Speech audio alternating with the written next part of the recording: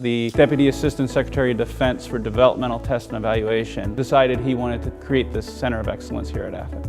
Afit provides a really unique strategic position. We house and develop best practices, we train the workforce, and we truly employ the best and the brightest in developmental test. Acquisition decisions have to be made on data. STAT is scientific test and analysis techniques, and it is the most efficient and effective way to select test points that will support decision-making for testers and program managers. Whether they be Air Force programs, Navy programs, Army programs, we cover the full DoD gamut, and in fact, the Department of Homeland Security.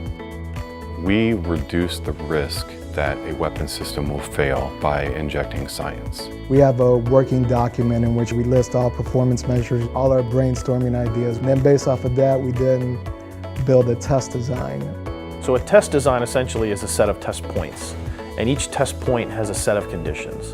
And in the end, they have to know that it meets its requirements. Is it going to do for the users what it's supposed to do? So the decision makers can take that risk into account. Do they avoid the risk? Do they mitigate it? Or do they accept it? A lot of times each test is expensive. So the budget for a test, how many runs can you afford to do? Every one of those runs where you're changing something, it costs money. We want to find an efficient test that's still effective. Measuring success is an interesting question.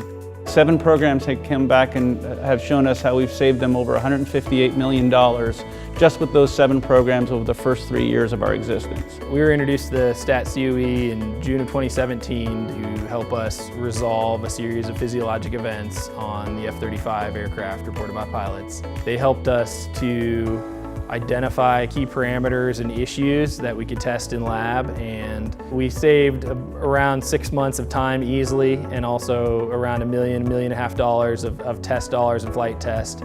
We plan on working with them in the future as we continue to test and make the F-35 life support system better.